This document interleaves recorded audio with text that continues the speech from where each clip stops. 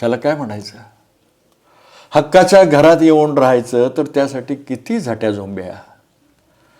खरं म्हणजे मी ह्या लोकांना ह्या घरात नको आहे. आईनं मुद्दाम खोलीला कुलूप घालून किल्ली चंद्यापाशी ठेवली आहे.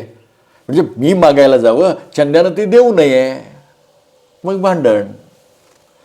हा सगळा माय लेकरांचा डावच. पण माझ्यापाशी असा उभा दावा का? मी काय यांचं घोडं मारलंय?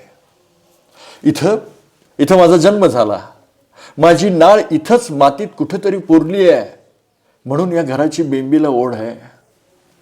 या गल्लीत अंगणात हुंदडण्यात माझं बालपण गेलं. या अंगणात तर भेंडाची गाडी बैल करून त्या गटारी कडेला खोटी खोटी शेती पिकवली मी. चांदण्या रात्री पोरं पोरं जमून इथंच हे बघ तुझ्या उन्हात राळ कांडितो असा चांदण सावलींचा खेळ खेळला. त्यावेळी किती अप्रूबाई, एकमेकांची किती माया. माझं मन कापसागत हलकं होऊन तरंगायचं घराभोवतीनं.